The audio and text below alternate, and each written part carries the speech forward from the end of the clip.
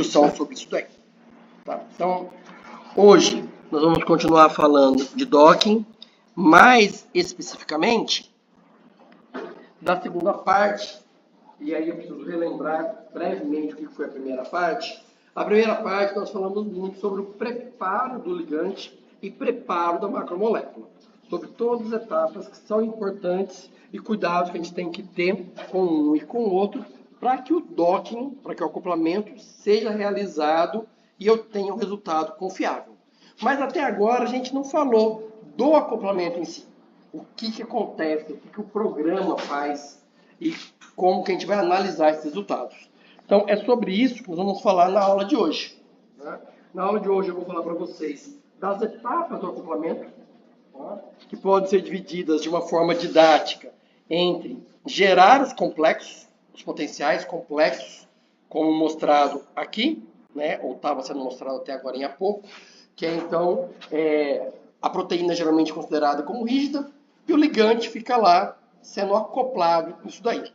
Em cada um desses lugares aqui, deixa eu ver se eu consigo voltar, acho que não. Assim. A gente vê aqui dois critérios que nós vamos utilizar para dizer quais dessas poses, quais dessas orientações do ligante no sítio são corretas ou mais próximas da correta ou não. E quem diz o quão correto é uma segunda etapa, que é a de avaliar os complexos para estimar a energia de interação e colocar essas poses, aquelas diversas conformações, em ordem decrescente de pontuação, que a gente chama de ranqueamento. Tá?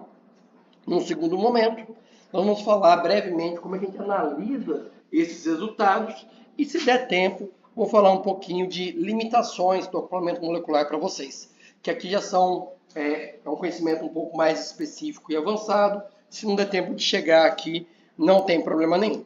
Tá. Primeira coisa é falar então sobre como que esses complexos virtuais da proteína com o ligante são gerados. Já que a proteína é geralmente considerada rígida, eu vou me ocupar apenas da busca conformacional do ligante. Tá? E isso pode ser feito por uma dessas três metodologias aqui. Tá? A primeira, que é super fácil de entender, é o que a gente chama de uma busca conformacional sistemática. Basicamente, é eu identificar todas as ligações simples, definir de quanto eu vou rodar essa ligação simples e fazer toda a análise conformacional. Então, para eu ilustrar isso, tem aqui esse desenho, onde eu tenho os ângulos θ1 e θ2. Se eu rodar θ1 de 10 em 10 angstroms, para eu chegar em 360, eu vou ter 36 pontinhos aqui, representados por esferas. Tá? Eu posso fazer isso também para θ2. Se eu fizer θ1 versus θ2, eu vou ter um gráfico agora tridimensional, que vai ter uma superfície de energia. E o que eu vou querer identificar é onde nessa superfície tridimensional estão as conformações de mínimo energético. Porque a gente já viu em aulas anteriores que as conformações bioativas estão próximas do mínimo energético, mas não necessariamente apenas aqui. Então, por isso que eu preciso gerar várias conformações. Embora isso seja fácil de entender, do ponto de vista de custo-benefício, isso é muito ruim. Porque eu vou gerar várias conformações que são de energia alta e que, portanto, muito provavelmente não tem significado biológico nenhum, mas eu estou gastando tempo do computador ou o meu tempo para fazer essa análise conformacional. Tá? E se eu pensar, lembra que uma das modalidades de acoplamento molecular mais antigas é o do acoplamento molecular rígido, quando eu gerava várias conformações e depois encaixava cada uma delas? Eu estaria aqui fazendo um encaixe de diversas conformações de energia alta que não teria significado biológico nenhum. Então, essa estratégia de análise conformacional sistemática, ela não é muito utilizada. Para falar a verdade, hoje em dia ela nem é utilizada.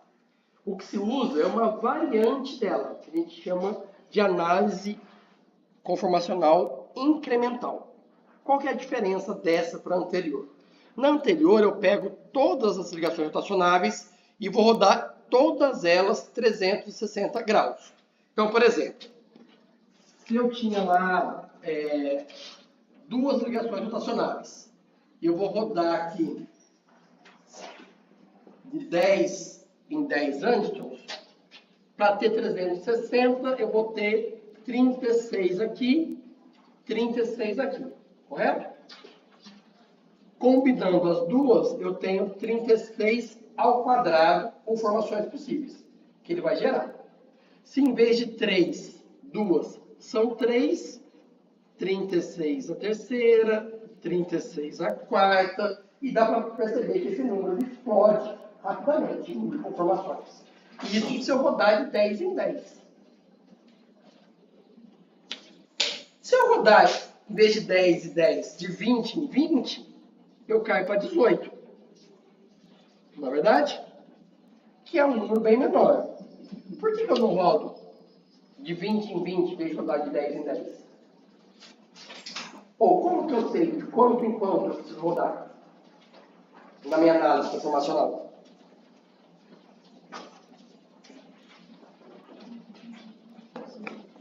Qual que é o problema de eu rodar muito por vez?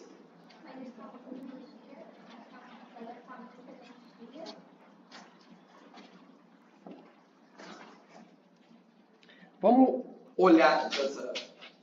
Se eu rodar muito por vez, eu vou ter mais ou menos pontos amostrados nessa superfície. Vou ter menos pontos. Então, pode ser que na hora que eu rodar de 20 em 20, eu pule daqui para cá. E eu não amostre as regiões que realmente me interessam. Então, o correto seria usar a menor rotação possível, para ter a melhor análise conformacional possível. Só que aí, em vez de 36 a segunda, a terceira, a quarta, eu vou ter 360 a segunda, a terceira, a quarta.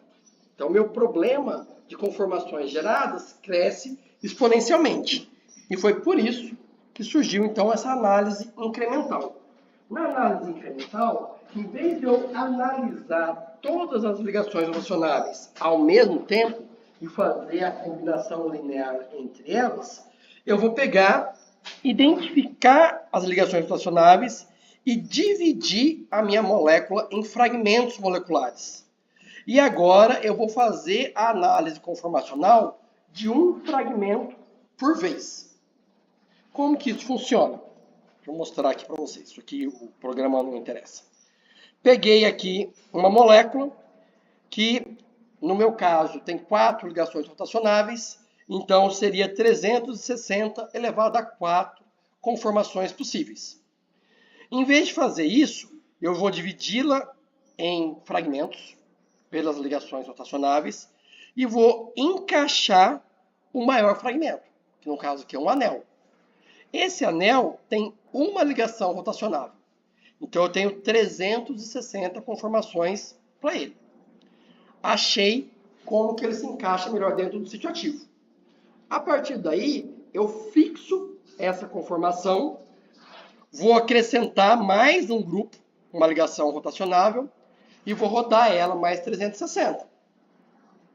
Achei onde melhor interage essa hidroxila, vou fixar ela, vou para o fragmento seguinte, e assim sucessivamente. No final aqui, eu fiz 360 vezes 4, ao invés de 360 elevada à quarta. Então vejam que o número de conformações que eu analisei aqui, para encontrar qual a conformação que melhor se encaixa, é muito menor. É menos de 1/1000º das conformações que eu teria que gerar para fazer o 360 elevado à quarta. Tá? Embora isso seja um ganho de eficiência muito grande, ainda não é o método que melhor funciona. O método que melhor funciona para fazer a análise conformacional é aquele que transcreve para o computador o mesmo mecanismo de seleção natural darwiniana que ocorre na natureza. Como que a gente transcreve para o computador ou para o programa a seleção natural? O que a seleção natural faz? Ela seleciona o indivíduo mais adaptado ao meio. O que eu quero é selecionar a conformação da minha molécula mais adaptada ou que melhor interage no sítio de ligação. Então, eu vou gerar uma população inicial de indivíduos, que são conformeiros da minha molécula, de forma aleatória, e esses vão ser encaixados ali dentro do sítio. Os indivíduos que melhor encaixarem são os que vão dar origem a uma nova geração de filhos, a partir deles, que vão carregar as características que essas moléculas pais têm. Quais são essas características? São as coordenadas x, y, z, a conformação, como que a hidroxila está orientada em relação ao ponto central e assim por diante. Tudo isso está codificado num cromossomo, que são as informações do conformero que melhor se adapta ali. Se eu repito esse processo de gerar filhos, 50 novos filhos desses pais, vejo como eles se encaixam. Os que melhor se encaixar, eu gero mais 50 filhos. E isso durante N gerações, vai chegar a um ponto que eu vou chegar na molécula que melhor se encaixa. De uma geração por outra, como que eu gero a variabilidade conformacional? Por mutação ou por crossover. A mesma coisa que tem na natureza, eu vou simular isso no computador. Tá? Eu faço isso N gerações até chegar na molécula que melhor se adapta, que tem a conformação que melhor interage. Tá? E aí, a gente vai ter um problema ou um desafio muito semelhante com o que nós temos na natureza. O ser humano melhor adaptado no Alasca é igual o ser humano melhor adaptado na África subsaariana? Não. Então, se eu pego uma população única e eu faço ela evoluir durante um certo tempo, eu estou deixando de ter informações de seleção, então seria o equivalente ao... Se eu encontrar uma conformação que interage nessa região do sítio, não necessariamente é a melhor que interage nessa região do sítio. Tá? Então eu preciso simular esses ambientes diferentes. Como que eu posso fazer isso? Duas estratégias. Eu separo as populações em ilhas. Então, em vez de uma população de 50 indivíduos, eu pego 5 populações separadas entre si em ilha, que de tempo em tempo, um indivíduo pega um barquinho e vai de uma ilha para outra. Então, daquele pool de indivíduos que estava evoluindo, eu pego alguém de outra população, jogo ali, que é o melhor adaptado daqui, jogo para cá, para ter crossover entre eles, e isso gerar variabilidade da minha população conformacional. Tá? Uma outra questão é que esse é um processo randômico. Né? Ele não é ordenado. Cada vez que eu começo numa ilha esse processo de seleção natural, eu vou chegar num indivíduo diferente que é o melhor adaptado. Então, eu preciso repetir esse processo de busca conformacional várias vezes. Inicialmente, você fala assim, nossa, mas isso é uma perda de tempo. Sim, se o algoritmo não fosse tão rápido. Ele é muito mais rápido do que os anteriores que eu mostrei para você. Então, mesmo eu repetindo ele várias vezes, eu ainda consigo convergir, chegar no melhor indivíduo de forma mais rápida. E esses indivíduos, que são levemente diferentes entre si, quando chega numa certa... Como que eu diria? Quando eu chego em indivíduos que são tão parecidos entre si, que a diferença entre eles não é mais significativa, ou seja, a forma como eles interagem não tem uma energia de interação muito melhor de um para o outro, ou a conformação, quando eu olho uma em cima da outra, eles são basicamente iguais, o algoritmo diz, olha, convergi, não consigo fazer nada melhor do que isso. Tá? E isso é muito rápido. Para vocês terem uma ideia, num computador comum, para eu fazer esse processo de busca conformacional 10 vezes para uma molécula, não leva nem 1 minuto. É bem menos do que 1 minuto. Então é muito rápido. Tá? Deixa eu ilustrar isso que eu disse para vocês de uma forma um pouco mais química. Né? Eu tenho lá uma população inicial. Entre esses diversos conformers, eu seleciono aqueles que melhor interagem com a proteína. A partir dessa seleção, eu vou fazer crossover entre os dois indivíduos melhor adaptados para gerar novas conformações que vão ser avaliadas e isso prossegue N vezes. De tempos em tempos, ocorre uma mutação. Né? Uma informação muda aleatoriamente para gerar diversidade e eu conseguir achar o indivíduo que melhor se adapta. Tá? De certa forma, esse processo ele é muito influenciado pelo tamanho da população inicial. Porque se eu tenho uma população de 1000 indivíduos e eu vou avaliá-lo todos eles para encontrar os dois melhor adaptados, é diferente de eu avaliar uma população de 10 indivíduos gerados aleatoriamente e deles selecionar os dois melhores adaptados. Tá? Então, esse estudo aqui, de certa forma, esse gráfico aqui, que vocês não precisam entender agora, ele mostra, na verdade eu vou explicar assim. Aqui é a energia de interação, e se a gente pensar na energia de interação desses diversos conformes com a proteína, eu quero que a interação seja um processo espontâneo, não é? Para ser espontâneo, quanto tem que ser o ΔG? Positivo ou negativo? Quanto mais negativo, melhor. Então, ao longo da evolução da minha população inicial, ao longo das gerações, eu vejo uma redução na energia de interação. E vocês podem ver que chega uma hora que fica meio planar. Não é? Ou seja, o algoritmo não consegue mais melhorar do que isso. Todos os indivíduos que ele gera interagem basicamente com a mesma energia. E isso é um critério para dizer, olha, acabei, terminei.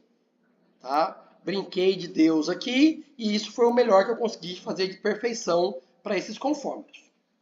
O que se percebeu é que com populações maiores, em geral, eu consigo chegar em valores de energia menores, cada vez menores. Tá?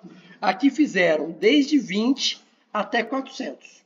E essa ideia de que quanto mais melhor, ela não se confirmou. Tá? E descobriram que o número, na média, ideal é de 100 indivíduos. Aí vocês vão me perguntar, e por que não é quanto mais melhor? Não é? Vocês vão perguntar? Eu posso perguntar na prova também. Então, pergunta. Então, por quê?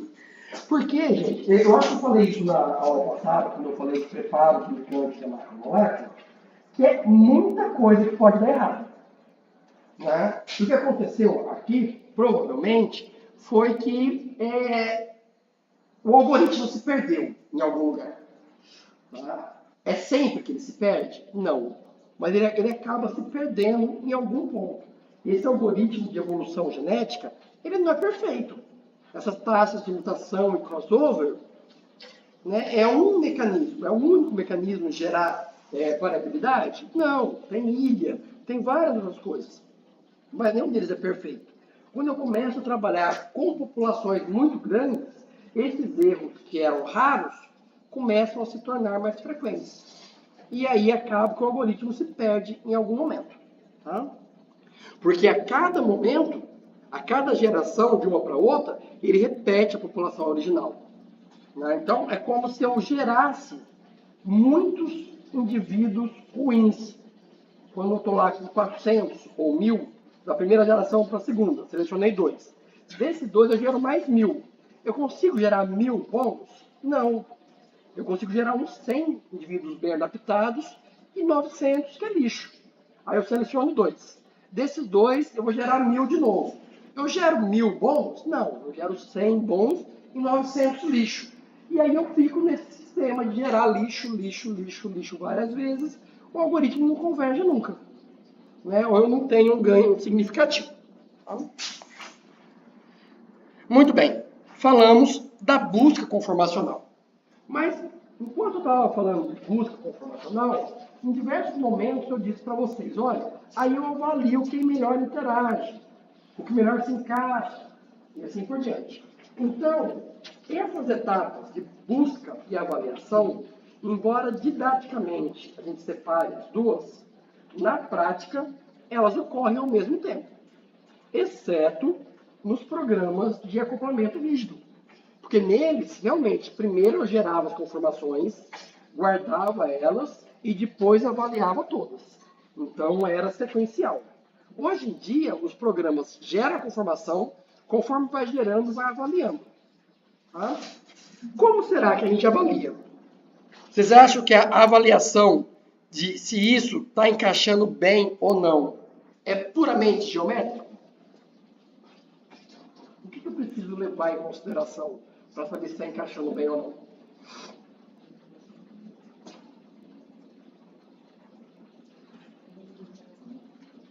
As interações. Isso. Como é que eu traduzo para o computador interações? O computador já entende número. Então, eu vou ter que, de alguma forma...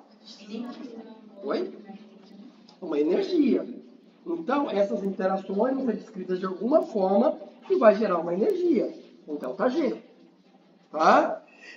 Dependendo do nível de teoria que eu quero utilizar, eu vou descrever essa energia, essa pontuação, utilizando um campo de força, que é aquele da mecânica molecular.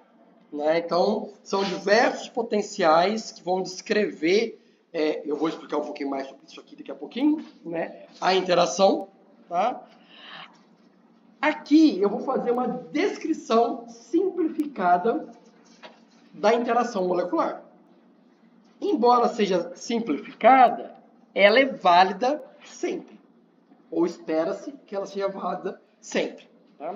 O problema desse tipo de função de pontuação é que ela é enviesada pela massa molecular. Quando a gente faz o campo de força e em certo momento a gente avalia as interações, sempre moléculas maiores vão ter mais interações. Então, na hora de fazer o acoplamento molecular, a triagem virtual, é natural que moléculas maiores sejam priorizadas, ter uma pontuação melhor do que moléculas menores. Tem como corrigir isso? Tem, de diversas formas diferentes. Inclusive, na prova, eu vou pedir para vocês proporem uma delas. Está gravado, 22 minutos, tá? Prova, pedir uma forma de corrigir a função do campo de força. Porque eu disse que o problema é a massa molecular. Tá? Uma outra, eu vou falar sobre tudo isso em mais detalhes depois, tá? Acho que é só um resumão. Tá? Uma outra forma de eu fazer isso é utilizar uma função que a gente chama empírica. A função empírica, de uma forma bem resumida, nada mais é do que eu tentar corrigir o campo de força fazendo um treinamento com dados experimentais. Fazer uma regressão e achar uma forma de corrigir essa função. Isso funciona muito bem, só que só funciona para as moléculas que eu utilizei para fazer a correção, ou para moléculas muito parecidas com aquelas. Tem uma terceira metodologia que é explorando dados experimentais. Digo, isso aqui é só um resumão, para vocês não terem que escutar tudo depois, caso vocês não queiram escutar tudo depois. Já vou chegar lá. Eu só estou falando isso tudo para dizer que a gente vai falar dessas 3 primeiras e não vai falar das funções baseadas em IA. Tá? Que hoje está super na moda, é o que melhor funciona, etc. Mas para nível de graduação a gente não precisa falar disso. Tá? Eu vou detalhar cada uma delas. Se na hora que eu falar da função empírica você não entender, aí você volta. Basicamente, esses são métodos de avaliação de interação com molécula que, tipo, o Doctor usa. É tipo isso? Está explicando o fundamento desses. Isso. Então, o Doctor é um programa de acompanhamento molecular, por exemplo, no Brasil, que tem uma das funções de ranqueamento melhores do mundo. Não sou eu que disse isso. São os artigos publicados que demonstram que a função de ranqueamento é uma das melhores do mundo. Tá? Então, ele utiliza uma variação dessa primeira função de ranqueamento aqui. Tá? Vou falar mais sobre cada uma delas, porque aí talvez fique mais claro. Tá?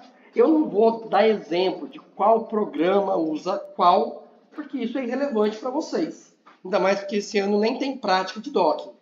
Mas se a gente fosse utilizar, a gente iria utilizar o Doctor. Não só por uma questão nacionalista, mas é porque ele realmente é bom. Tá? Então, primeiro, um pouquinho de teoria. O que a gente quer é descrever o ΔG, a energia livre de interação. Porque a gente sabe que o ΔG tem uma relação direta com a constante de dissociação, ou a constante de equilíbrio de dissociação, que é o que a gente mediu lá experimentalmente nas primeiras aulas, o KD, né? Ou o KI. São nomes diferentes que medem a mesma coisa. Então, se eu conseguir estimar o ΔG, eu vou ter uma ideia da constante de equilíbrio e, portanto, da afinidade que minha molécula tem pelo seu alvo terapêutico. O ΔG, a gente pode escrevê-lo em termos das componentes entálpicas e entrópicas, lá da fisicoquímica. E isso é fácil para o computador entender. Tá? O que são componentes entálpicos? São as interações intermoleculares e intramoleculares. Né? E isso a fisicoquímica descreve facilmente. Eu consigo implementar isso nas funções de ranqueamento de forma simples. A parte entrópica, a gente sabe descrevê-la. Só que a gente não sabe fazer isso de forma que o cálculo seja rápido. Então, eu consigo calcular, por exemplo, de forma razoavelmente correta, a dessolvatação do ligante, que está lá no solvente. Vou dessolvatar ele para dessolvatar o meu sítio ativo e um interagir com o outro. Eu consigo fazer isso? Consigo. Eu sei a teoria disso. Só que esse cálculo demora de muitos minutos até poucas horas. Se eu for fazer isso para uma base de dados que tem 69 milhões de moléculas, eu vou morrer antes de terminar o cálculo. Tá? Então, isso é impraticável para a triagem virtual. É praticável em nível muito mais apurado do que vocês vão fazer aqui agora, em nível de pesquisa. Tá? Então, tem funções que levam em consideração isso daqui, como levam em consideração a perda de entropia da molécula, que ela está livre quando está no solvente, né, na água, e ela adota uma única conformação, que é a farmacofórica. Qual que é a perda entrópica disso? Tem como calcular? Tem. Só que, para calcular isso de forma correta, leva muito tempo. Então, a gente faz isso de uma forma muito aproximada. Todas essas aproximações vão gerar erros no valor estimado de ΔG e, portanto, erros na constante de afinidade. O resultado final disso daqui é o seguinte. Em geral, o valor predito de afinidade pelo programa de acoplamento molecular é muito ruim.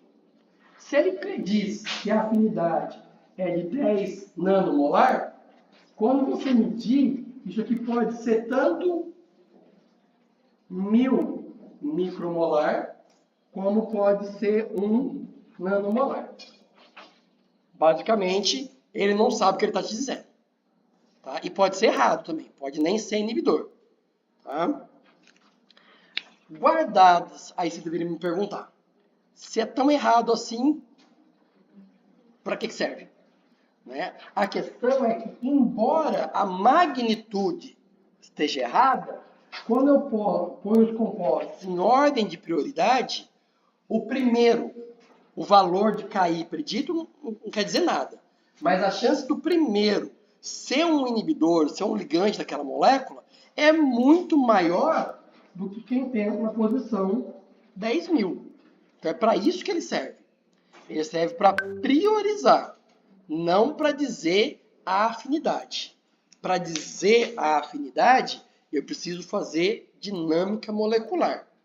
Eu consigo fazer isso no computador? Consigo. Só que aí o cálculo não é nem minutos, é dias. Então eu não vou fazer o cálculo que leva dias para 10.000 moléculas. Eu vou fazer no máximo para 100 moléculas, 50. Tá?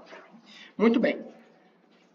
Guardado todo esse arcabouço teórico aqui, vamos tentar entender como que a gente aplica esse arcabouço na estimativa da energia de interação. Eu deveria puxar isso aqui para um outro lugar. Como é que eu faço isso? Não sei. Está escrito energia de interação aqui, tá? Na mecânica molecular, a gente vai pegar esses componentes entálpicos e entrópicos e tentar descrevê-los de uma forma mais simplificada, que eu consiga, tá? Entender o que está acontecendo.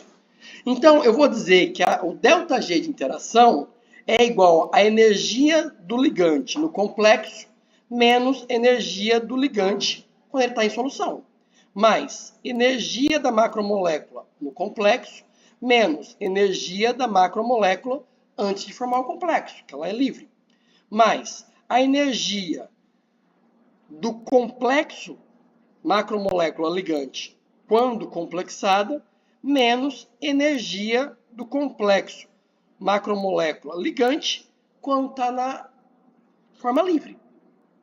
E isso deve soar estranho para vocês, porque não existe isso daqui. Não existe complexo livre. Né? Não existe complexo antes de interagir. Então, esse termo, ele é zero. Ele não existe. Se eu considero que a proteína é fixa, ela não muda conformacionalmente, a energia dela no complexo e a energia dela livre também é igual. Então, esse termo também é zero. Então, essa equação que parecia complexa, eu posso resumir ela para algo mais simples.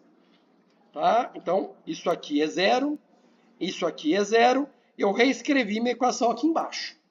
Dessa equação, eu tenho isso daqui, ó, a energia do ligante complexo, na forma do complexo e livre, o que muda é a conformação, porque ele não está interagindo, ele não está reagindo.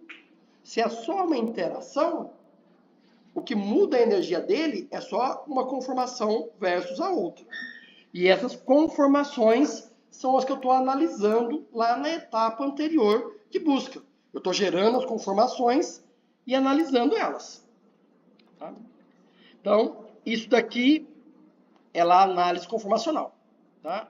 A energia da macromolécula com o ligante, quando complexada, que tipo de interação ocorre aqui? São interações de Van der Waals, de ligação de hidrogênio, de eletrostática e assim por diante. Mas do ponto de vista físico-químico, praticamente todas as interações,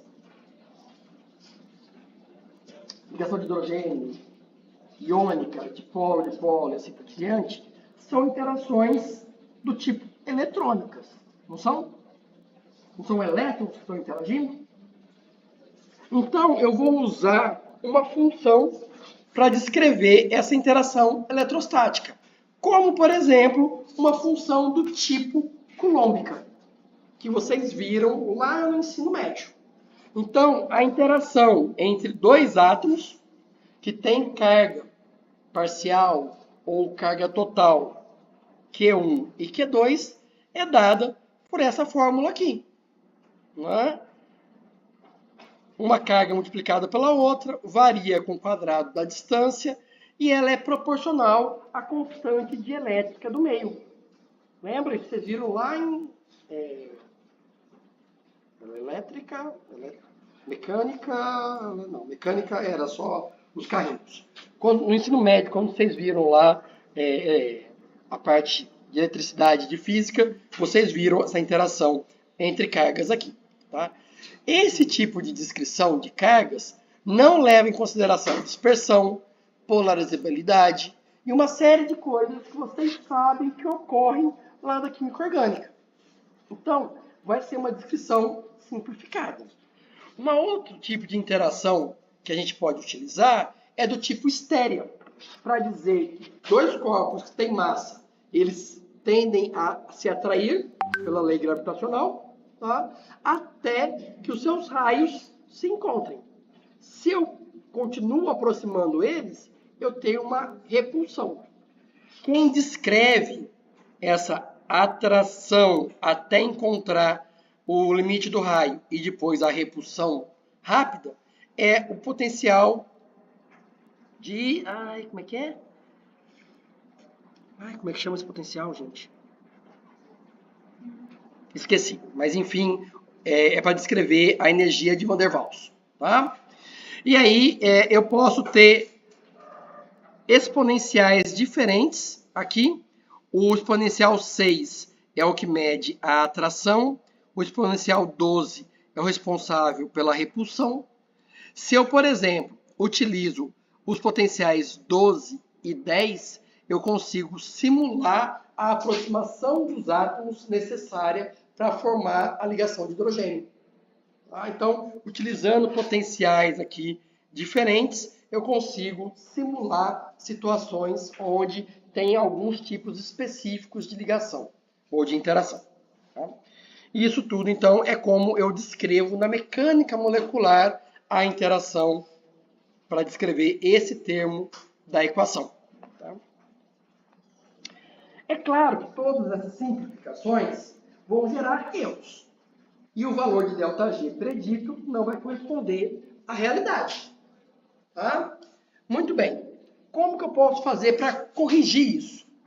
Eu posso pegar e multiplicar cada um dos termos da minha equação do campo de força por um fator de ajuste. O que é o fator de ajuste? Lembra quando vocês viram, sei lá, desde o ensino fundamental, que essa equação aqui, yx, isso aqui é y igual, sei lá, 3, ax mais b. Ax mais b. O que é o b? O b é isso daqui. Por que a reta começa aqui e não no zero?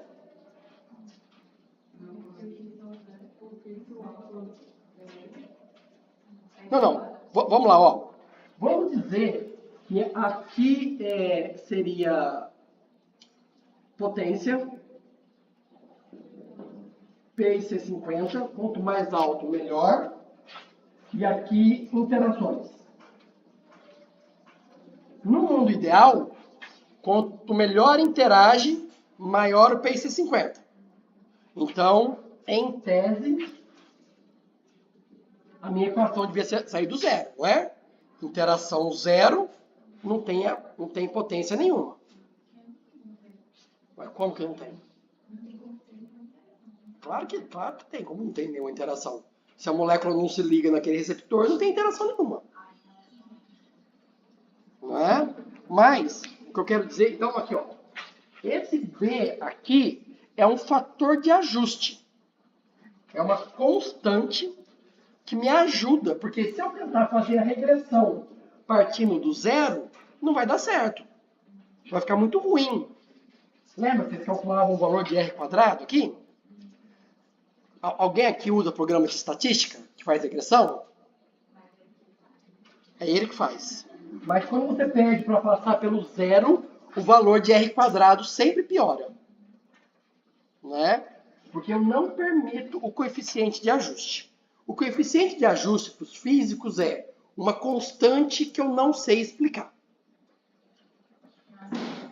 Para melhorar o resultado, eu vou pegar e vou multiplicar esse termo aqui por um coeficiente de ajuste. Então, o que eles fizeram? Pegaram uma série de complexos experimentais, que eu sei o valor de KI, e a partir desses valores de KI, então, portanto, eu sei de ΔG, eu calculei por quanto eu tenho que multiplicar isso daqui, por quanto eu tenho que multiplicar isso daqui, por quanto eu tenho que multiplicar isso, por quanto eu tenho que multiplicar isso, esse e esse. Esses fatores multiplicadores vieram de dados experimentais. Por isso que isso é uma função empírica.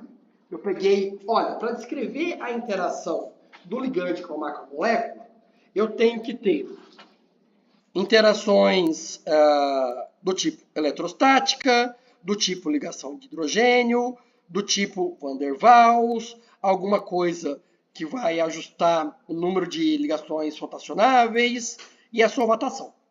Eu sei, do ponto de vista físico, que é isso que vai dar o ΔG. Mas eu não consigo entender, explicar isso de forma adequada usando o meu conhecimento de físico-química. Então, o que eles fizeram? Tudo bem, se você não sabe explicar, eu vou multiplicar uns termos para melhorar o resultado. Melhora? Melhora. Qual o significado físico-químico de eu multiplicar a interação de Van der Waals por 0,14 e a de ligação de hidrogênio por 0,06? Nenhum.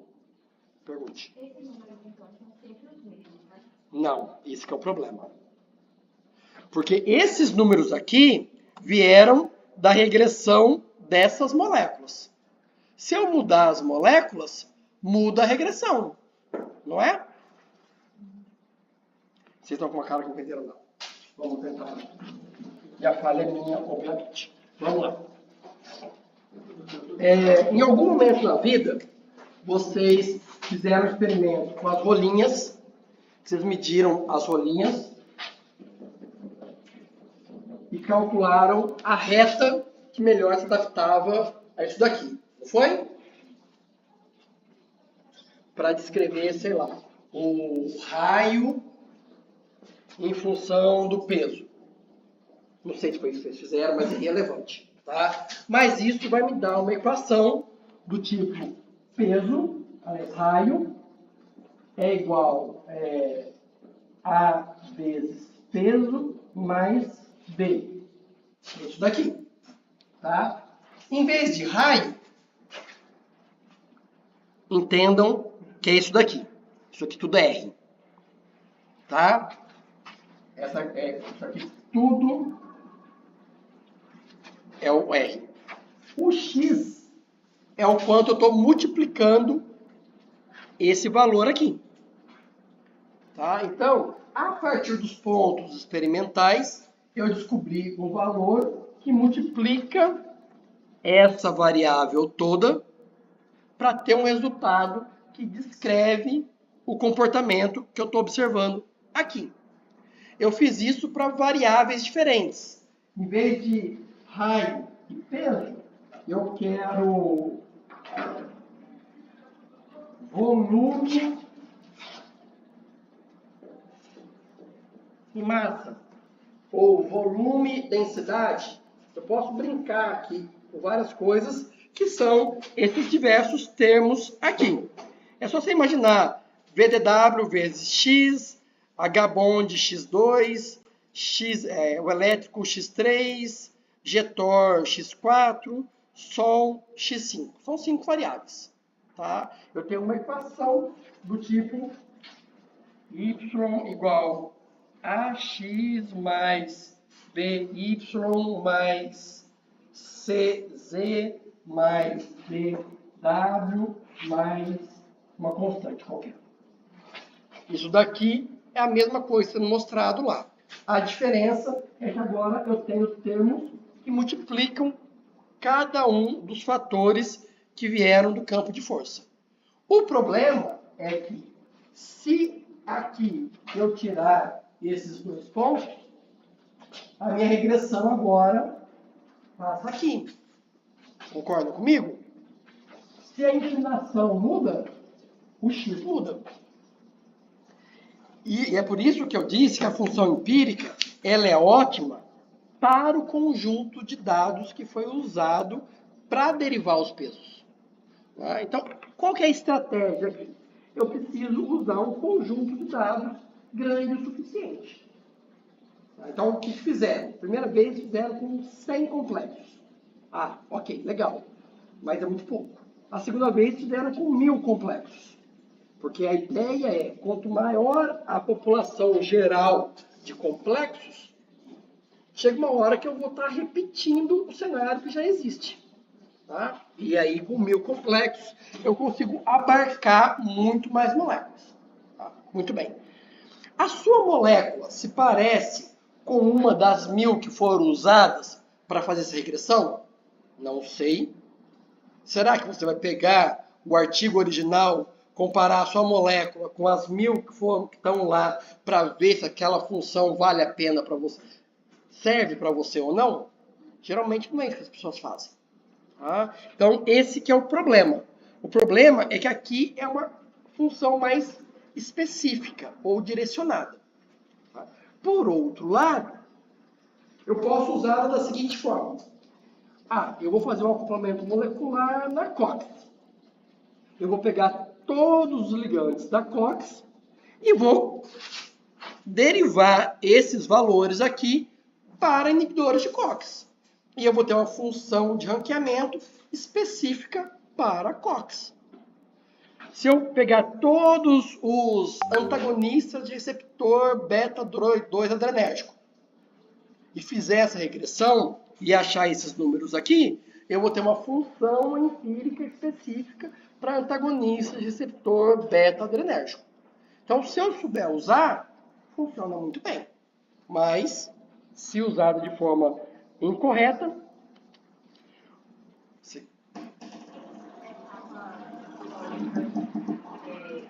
dessa análise, isso vem antes ou depois daquela parte de seleção natural? Eu faço isso com o meu N de 100 inicial, que era o ideal, ou eu faço depois daquela análise de seleção? Você vai fazer toda vez que gerar conformações. Em cada geração? Em cada geração.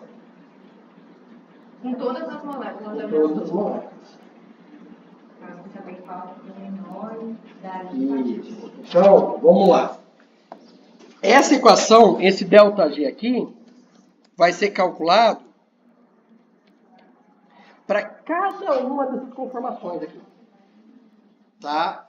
Selecionei as duas, das duas eu gerei mais 1000. Eu vou calcular para as 1000, para ver qual que é o melhor ΔG.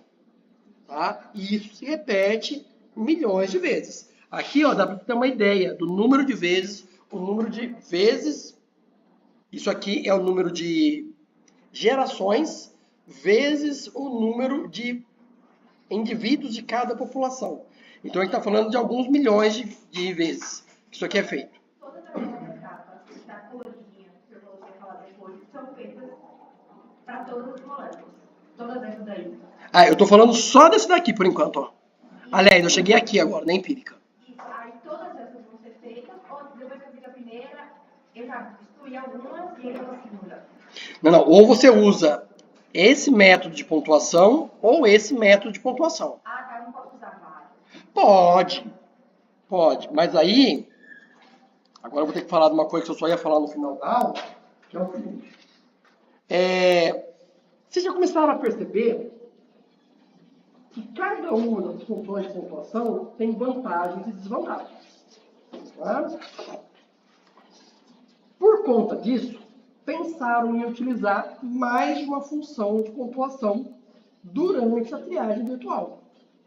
Tá? Então, o que a gente faz? A gente faz o que chama de pontuação por consenso. E aí, tem formas diferentes de fazer a pontuação por consenso.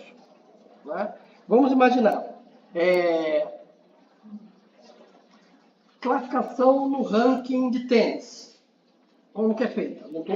Eu vou inventar, tá? Não sei se é assim. Tá? Você faz vários jogos, não é? E dependendo da pontuação que você fica naquele jogo, que é uma função de pontuação, isso vai contribuir para o seu ranking mundial.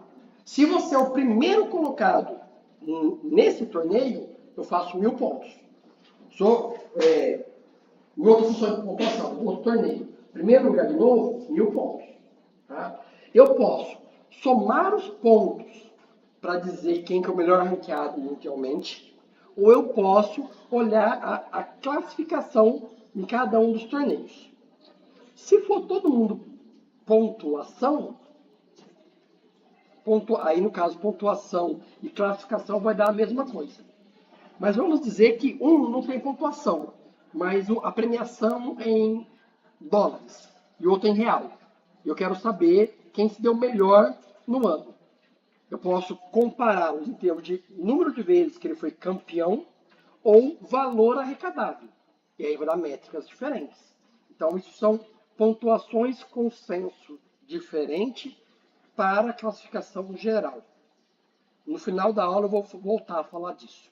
Mas, sim, dá para usar mais de uma função de pontuação. E a ideia é combiná-las de forma que uma corrija o erro ou limitação da outra. Portanto, não faz sentido eu combinar duas funções de pontuação do mesmo tipo. Então, eu pego, vamos supor, 2 programas que têm função de pontuação empírica. E eu faço o consenso das duas. Não faz muito sentido. Faz sentido eu pegar um programa que tem pontuação por campo de força, outra empírica. Porque cada uma tem uma vantagem e uma limitação. A média delas, do consenso, vai estar menos errado do que uma delas individualmente.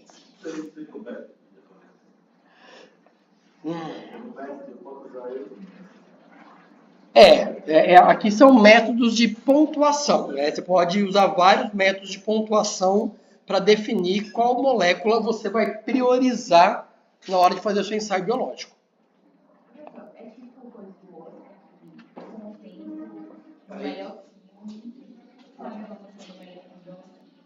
Sim, aí é um consenso por votação. Não necessariamente quem está em primeiro, mas quem está mais em cima para cada jurado.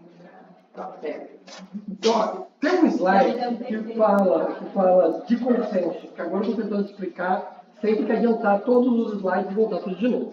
Eu só entrei nesse assunto que você perguntou. Tá? Eu vou chegar lá no consenso e aí a gente volta. E aí vocês me contam como é que é o Oscar e eu falo se é igual ou não. Tá? Uma terceira forma de você pontuar é utilizando dados experimentais também, só que sem pensar no campo de força. Eu vou olhar, por exemplo, qual que é a distância, o ângulo, parâmetros geométricos para que haja a interação, essa interação ou essa interação aqui. Tá? A partir desses dados experimentais, que vão estar então numa base de dados, eu posso, por exemplo, olhar no PDB. Primeiro, com quem que o NH da cadeia principal interage? É com carbonila, é com carboxila, e eu tabelo isso daí. Olha, com carbonila, ele interage nessa distância com esse ângulo. Quando é carboxila, a distância é diferente, o ângulo é diferente. E eu vou mapear isso daqui para minha base de dados. Aqui eu estou mostrando só a distância. Tá? Então, por exemplo, num complexo proteína-ligante, essa interação aqui ocorre tipicamente com essa distância. É a única distância que tem lá no PDB? Não. Tem nessa distância, nessa, e aí, muito menor. Se eu pegar essa função aqui e fizer ela de ponta cabeça, vocês entendem que é isso daqui? Deixa eu pegar esse gráfico aqui, ó, e refletir ele de ponta cabeça. Isso daqui, aliás, isso daqui tá aqui, cheguei no mínimo. A diferença é que aqui eu estou colocando um potencial de repulsão. Quando está perto demais, aliás, isso aqui não ocorre, né?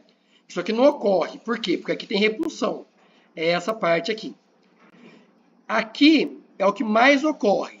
Então, na minha função, vai ser o que eu quero pontuar melhor. Isso aqui ocorre, mas não é muito comum. Então, a pontuação não é tão boa. Se eu fizer isso para vários tipos de interação diferentes, eu vou gerar uma função de pontuação que vai dizer quais conformações estão numa conformação. Deixa eu falar assim, em vez de conformação, eu vou falar pose. Tá? Então, as conformações geradas por acoplamento molecular, eu vou chamar de pose. Senão ficar conformações, conformação, vai ficar confuso. Então, as poses que tiverem mais próximas da conformação farmacofórica vão estar com distâncias e ângulos mais próximos disso daqui. E ela, teoricamente, é a melhor conformação.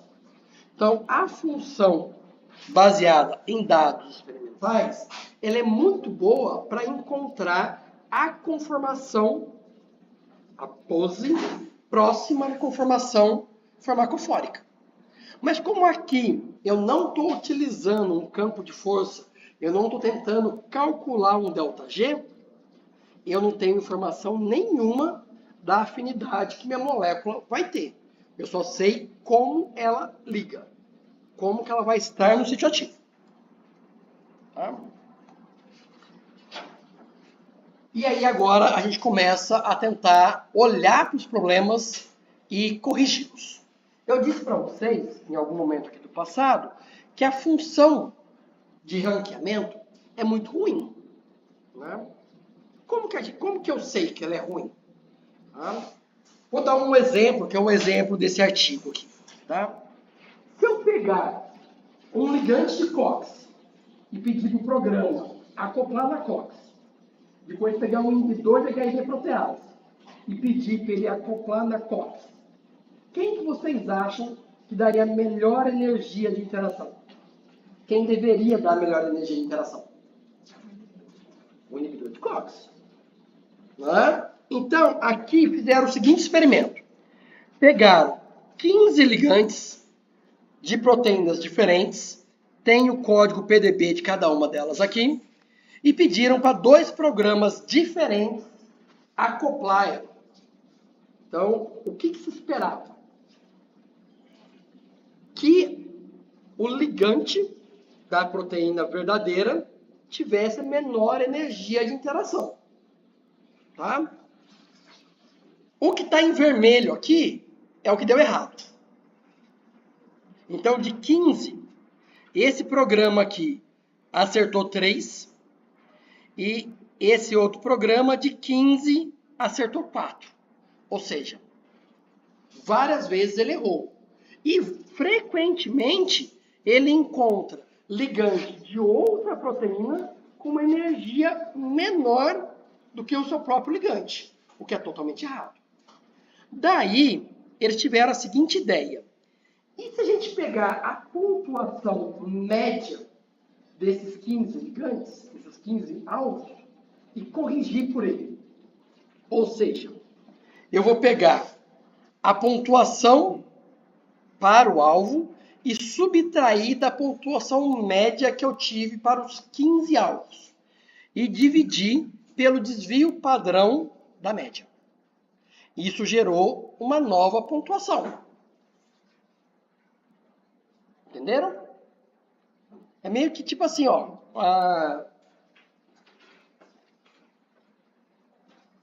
Vamos imaginar que vocês estão procurando a pessoa para casar.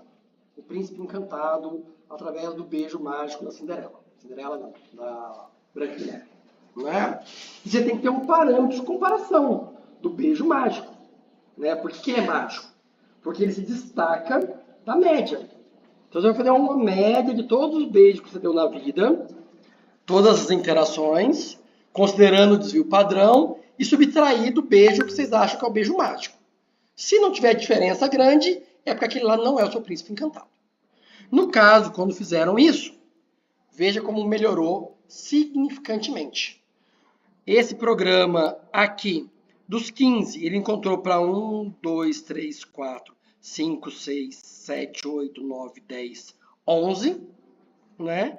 E esse daqui, 1, 2, 3, 4, 5, 6, 7, 8, 9, 10, 11 também. Então, a gente saiu de um índice de acerto que era menor de 30% para um índice de acerto de 70%, aproximadamente, com uma correção bem simples. Então, isso é uma forma de melhorar a pontuação, o acerto. A outra forma é o consenso, que a gente começou a falar ali, que é o quê? Eu posso pegar, pontuar os ligantes pelo método A, B, C, D, E, F, G, H, tá? E eu posso combinar esses métodos para gerar pontuações de consenso, que é aquela ideia de pegar combinações de funções complementares, tá? Para com isso ter uma pontuação mais correta. E o que se descobriu é que, assim, e aí tem formas diferentes de eu fazer o consenso. Uma delas é combinar a pontuação. Então, por exemplo, o que é combinar a pontuação? No meu exemplo do tênis, vamos lá. Pontuação. O ligante 1, no programa 1, ele teve um score de menos 40 quilocalorias por mol. No programa 2, menos 20 quilocalorias por mol. O consenso é menos 60. Somei as duas. O ligante 2 deu menos 60, 0. O ligante 3 deu menos 20, menos 20. Ligante 4, menos 10, menos 70. Não é? Somei aqui, deu menos 60 também, menos 50, menos 80. Opa, esse daqui é o meu ligante que, por consenso de pontuação, é o melhor ranqueado.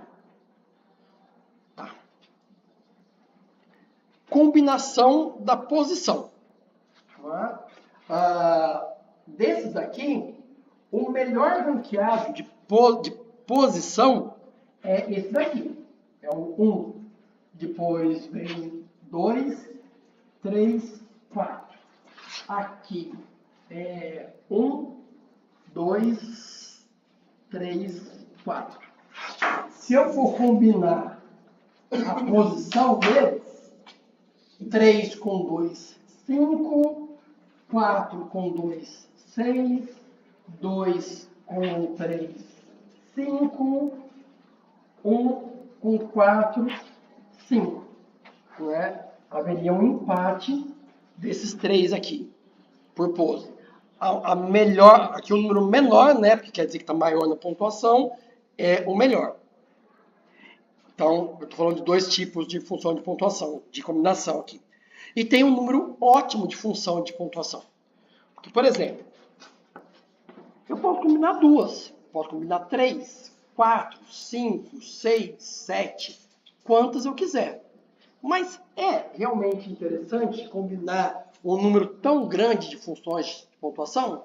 Ou existe um limite? Esse estudo aqui, ó, sugere que o limite são 4. Combinar mais do que 4, volta a cair de novo. Tá? Tem diversas teorias do porquê que isso acontece. Tá?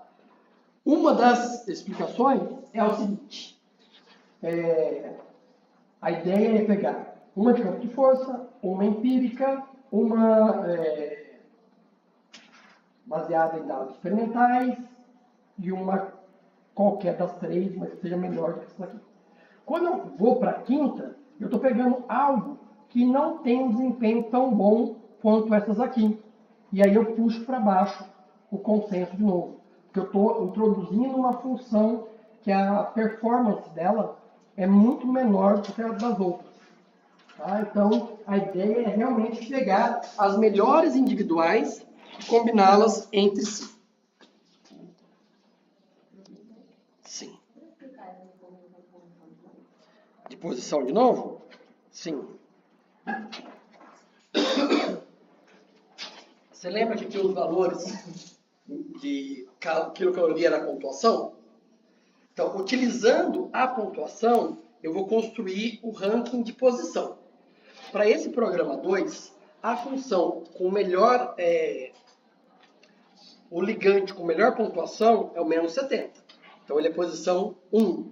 O segundo com melhor ranking é esse menos 30, 2. Esse que deu 0, ele é ruim. Então o terceiro é esse aqui, menos 20. Por posição seria 1, 2, 3 e 4. Para esse programa aqui, eu tenho um ranking diferente. Porque nesse daqui, o ligante que teve melhor pontuação foi esse daqui. Ele é o 1, menos 60. O segundo melhor é esse, que teve menos 40. Depois veio esse de menos 20 e esse menos 4. No consenso por posição, eu não vou olhar a pontuação, e sim a posição no ranking. Eu vou somar esse ranking com esse, 4 com 1, ranking 5. 3 com 2, ranking 5. 1 com 4, ranking 5. 3 com 2, ranking 5.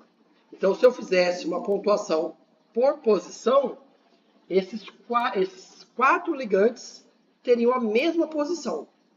Então, a chance deles serem bioativos, no consenso, é igual. Quando eu olhei para os programas individualmente, não era isso que estava me dizendo.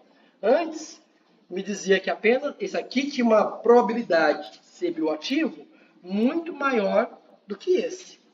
Para esse programa, é o contrário. Esse tem a probabilidade de ser bioativo muito maior do que esse.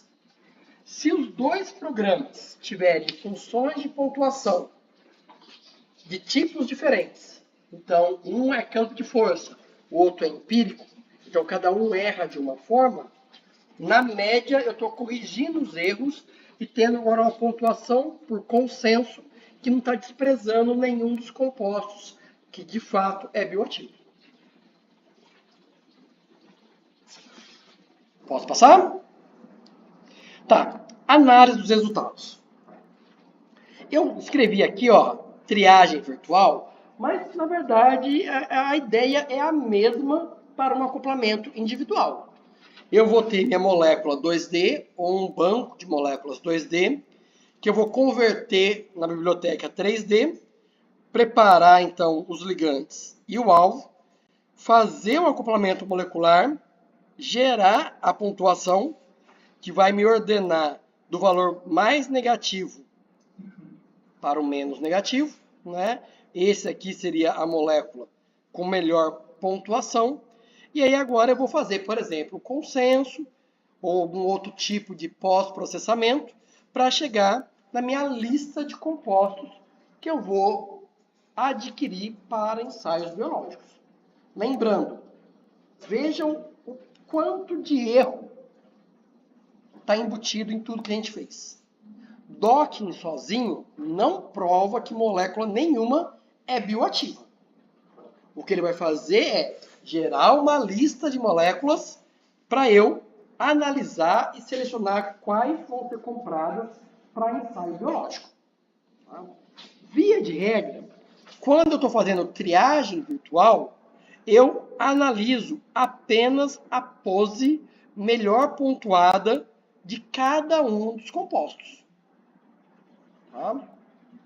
Nem sempre a pose melhor pontuada é a que está na conformação farmacofórica. Por quê? Porque a função de ranqueamento é ruim. Como que eu tento corrigir isso? Fazendo consenso, fazendo aquele ajuste pela pontuação média e assim por diante. Tá? Mas a ideia é olhar a pose melhor pontuada. Antes de...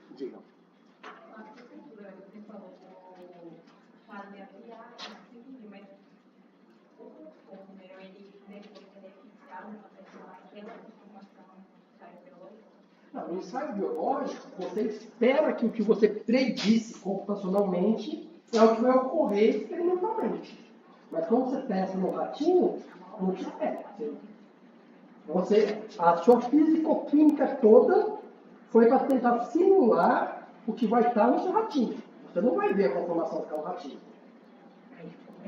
pote, se eu botar na mesa e mexer naquela Não. Você pegou no pote, dissolveu, ele está em solução, né? Com formato mínimo energético, ele vai encontrar os, sei lá, vou dizer que vai ser injetável, para não ter metabolismo nada, tá? Chegou lá no alvo, vai interagir e você espera que seja, que o que você fez aqui seja correto. Tem, mas aí já não é mais do ratinho, né?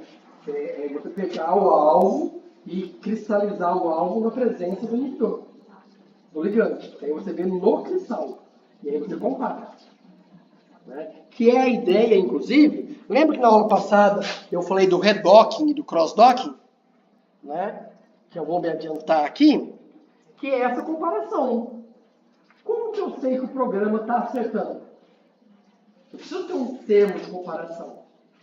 Né? E aí que vem o redocking e o crossdocking.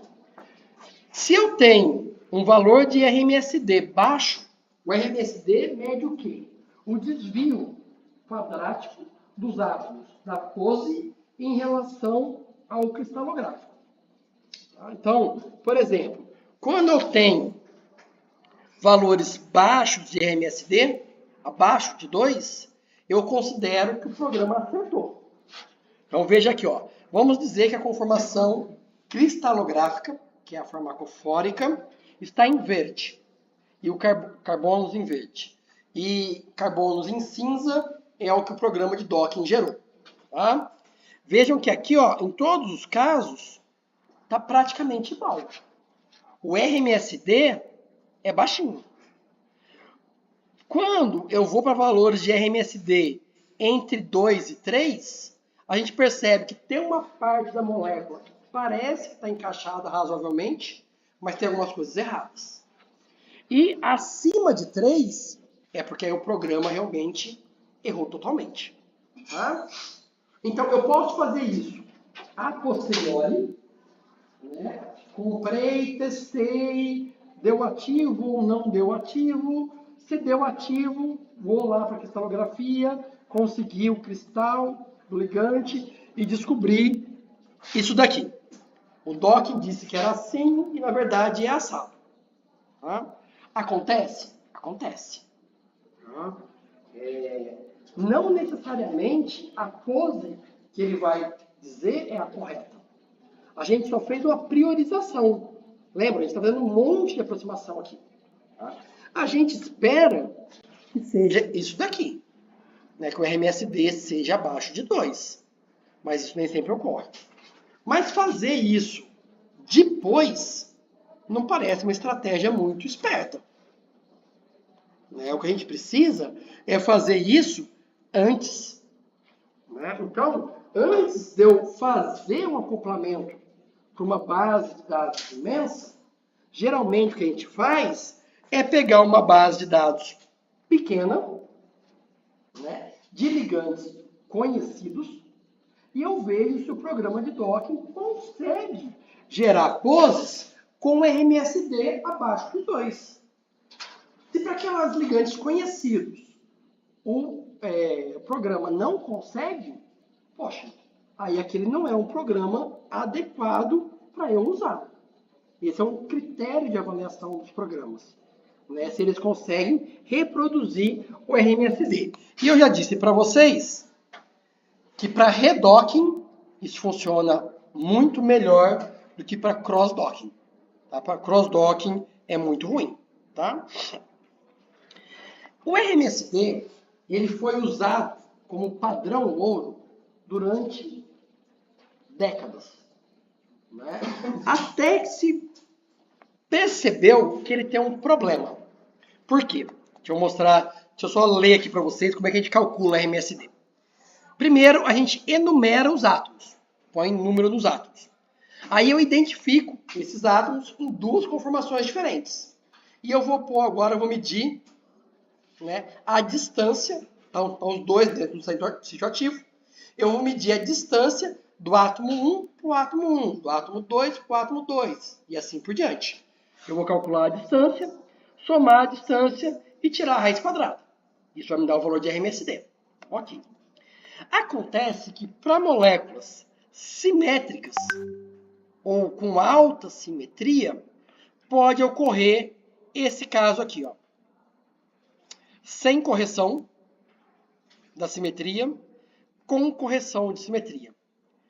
O átomo 1, que é essa carbonila aqui, o Dawkins colocou nessa posição, no sítio ativo, o átomo 25.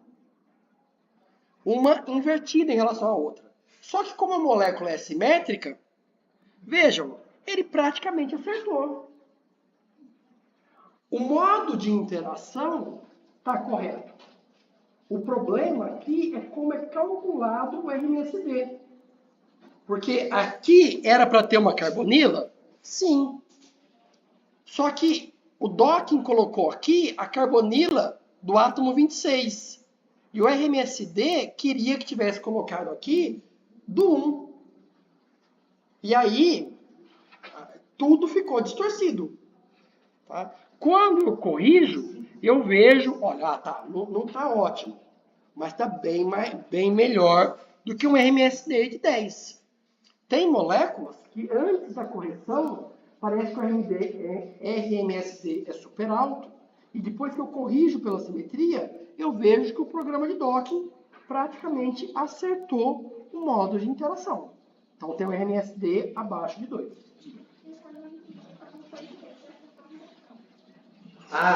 Bem, aí é o algoritmo que faz, na verdade, ele identifica a simetria. Tem programas que fazem isso. Ele tem métodos diferentes para identificar essa simetria. Isso, não, vocês não fazem isso não. Bem, para vocês seria bem mais fácil de fazer, né? Olhar que esse átomo é igual a esse é bem mais fácil que o computador. Você olhar aqui uma pose cristalográfica. Aliás, não. Vocês podem fazer sim. Pode. Claro que pode. Análise de sítio. Olha lá. Vê a molécula, a pose do Dawkins, do acoplamento. E o cristalográfico. Os dois têm uma carbonila. No mesmo lugar, fazendo a mesma interação. Ele não conseguiu reproduzir o padrão de interação? Claro que ele conseguiu reproduzir. Então, aqui é um exemplo até de moléculas diferentes, mas a ideia é fazer a análise do perfil de interação e não o RMSD. O Dawkins, então, existe desde 1980. A partir dos anos 2000, perceberam que analisar pelo RMSD, na linguagem popular de hoje em dia, pode dar ruim.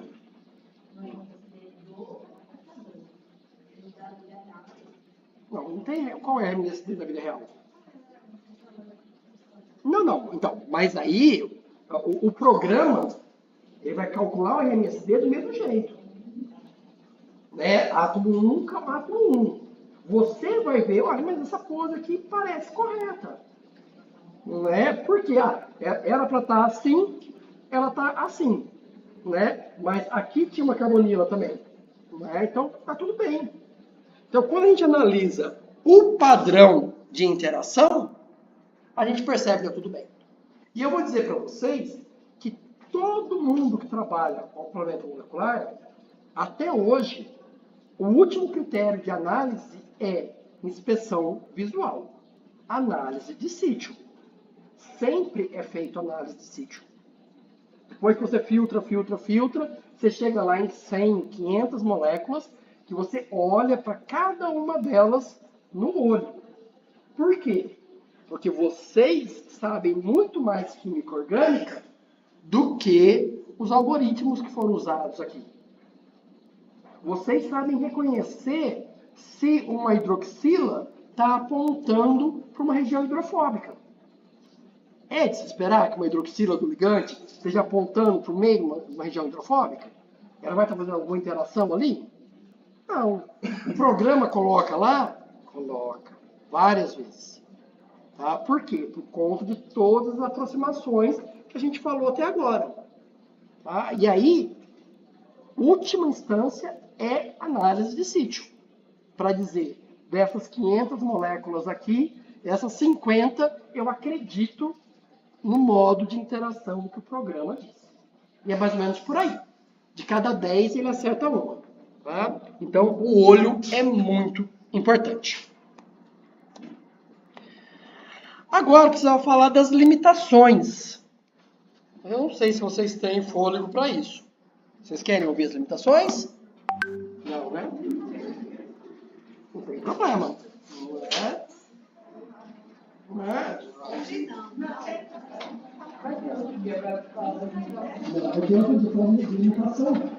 Hoje, quinta-feira, a atividade vai com ou sem limitação.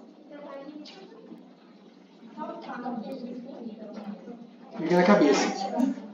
Ok. Tá. Vamos lá. Lembra quando vocês abriram as estruturas do PyMol, que vem a estrutura e as moléculas de água? Muito bem. Alguns ligantes, eles interagem por meio de moléculas de água e outros não. Tá? Só que a molécula de água, em tese, faz parte do receptor, que é rígido. Como que eu falo para o programa que qual água tem que ser deslocada ou não para interagir? Isso é uma limitação. Isso é uma grande limitação, que até hoje ela não é bem resolvida. Tem alguns programas que eles testam. Você escolhe 2, 3 moléculas de água e fala para ele, olha, teste com e sem.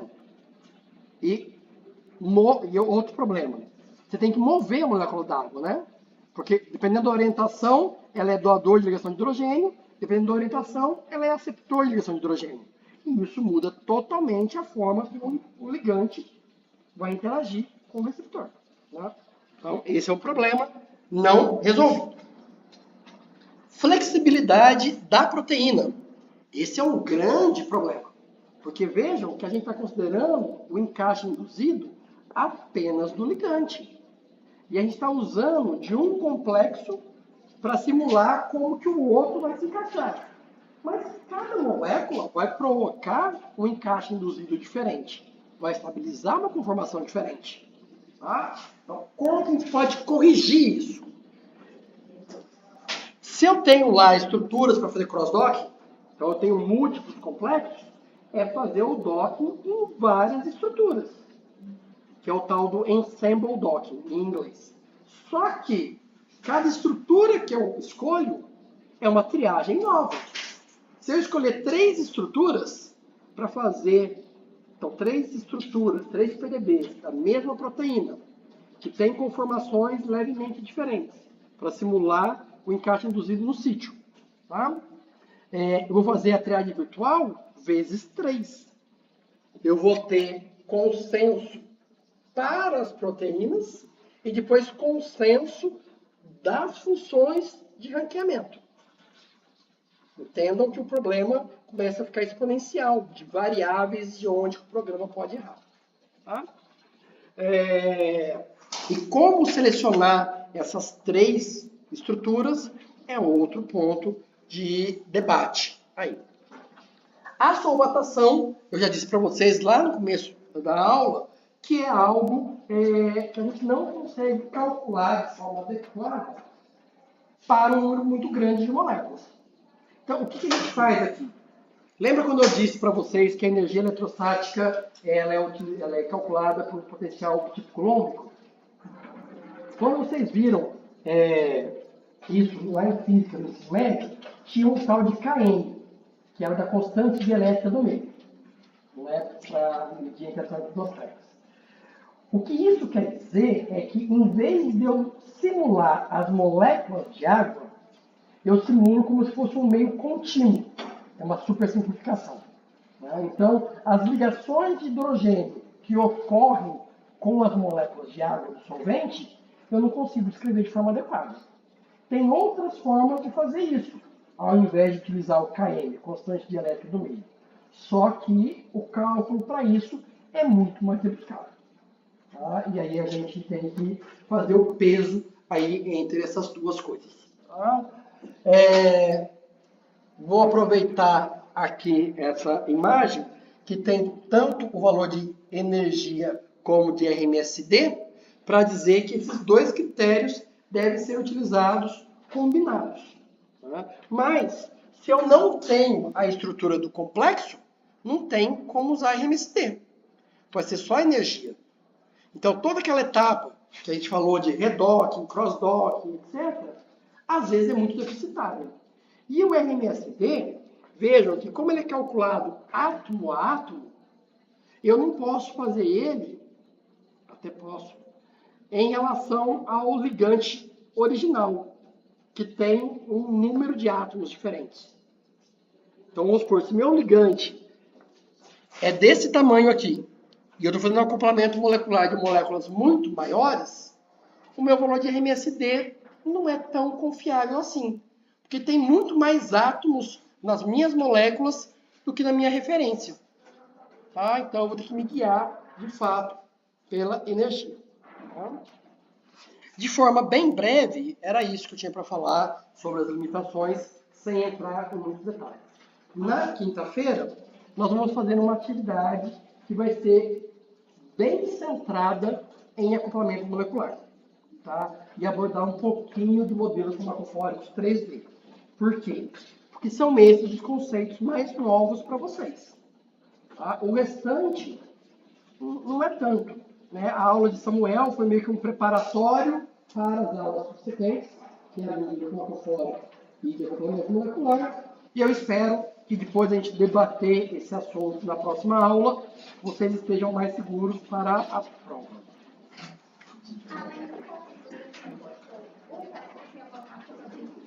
De acoplamento? Deve ter, mas eu não lembro de cabeça, não sabia o que é não. Mas é bem superficial, o PET. Né? Aquele capítulo lá, por que eu coloquei aquele capítulo? Porque é em português e porque é didático. E que é dos desenvolvedores do Doctor. Então eu confio que eles não escreveram nada errado. Tá?